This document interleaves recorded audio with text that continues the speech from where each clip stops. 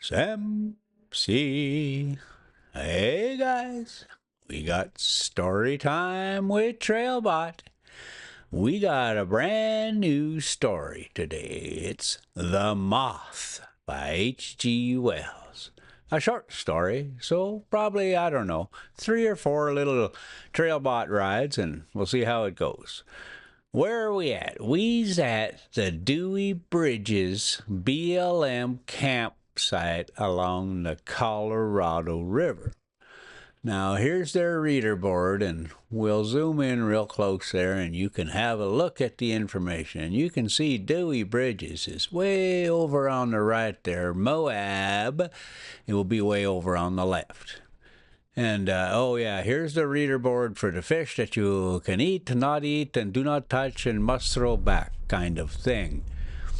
All right, so here's this drive. Now, we's in TrailBot, and we's coming down from the north on, was it Utah 128? I will have to check that one. So the Colorado River will be on our left, and that Dewey Bridges is where we'll cross over the river there, and then it moves over to the right. So now we got the campground set up and we got the drive set up. So here we go. The Moth by H.G. Wells. Probably you have heard of Hapley, not W.T. Hapley, the son, but the celebrated Hapley. The Hapley of Planeta Hapila. Looks like Latin to me, so we'll just leave it alone and hope it doesn't come back. Hapley the entomologist. If so, you know at least of the great feud between Hapley and Professor Pawkins, though certain of its consequences may be new to you.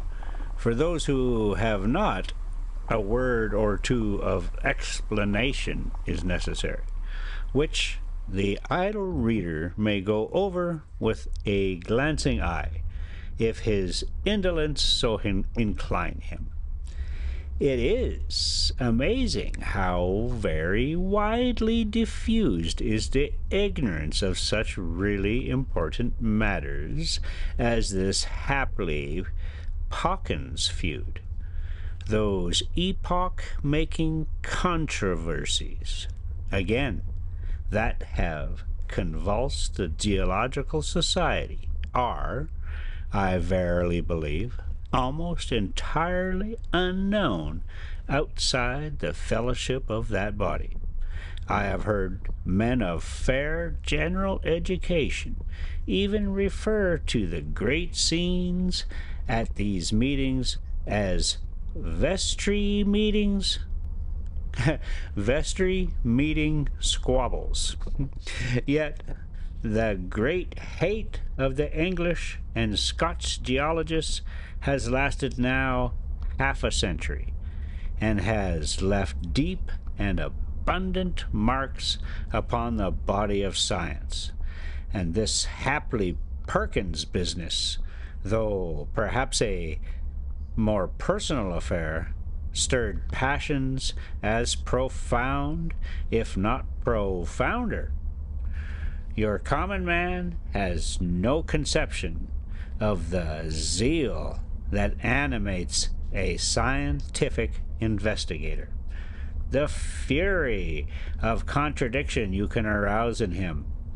It is the odium oh boy, it's more of that Latin, I think. Odium theologicum. Oh, it wasn't as hard as I thought. Maybe it's because I write it in italics and I can barely read it. Dyslexia, my friends. In a new form. These are men, for instance, who would gladly burn Professor Ray Lancaster at Smithfield for his treatment of the mollusca.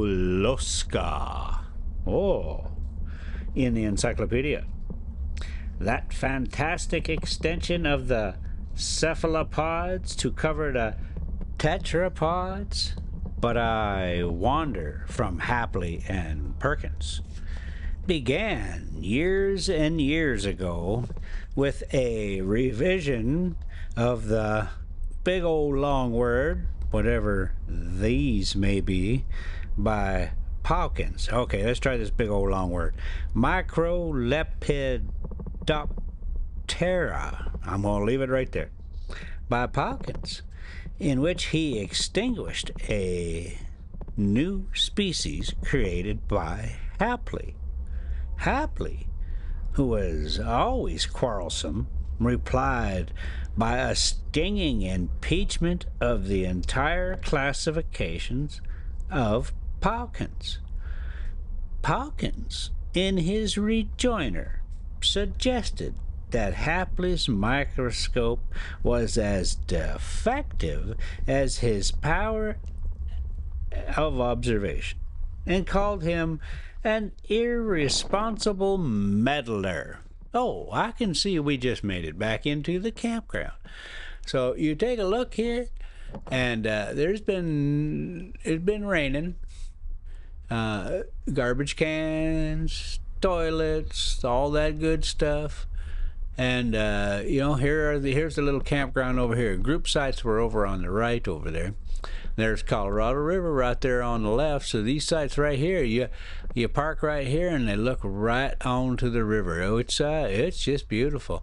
You got to be aware that sometimes it's a busy little spot. Sometimes the garbage cans can be overflowing and waiting for the garbage day, and also the toilet can sometimes, if the wind is the right direction, can be unpleasant. But for the most part, and you'd think, oh, that road right there, it's going to be so noisy. But no, there's traffic during the daytime, and the speed limit is 35 or maybe 45. But it's slow enough that it's not a big deal. And like I say, by the time dark hits, it's over. The traffic's pretty much done. So here's our campsite. And it's a beautiful little spot, and we try to grab this one because he's just a nice little pull-through area for Ronnie.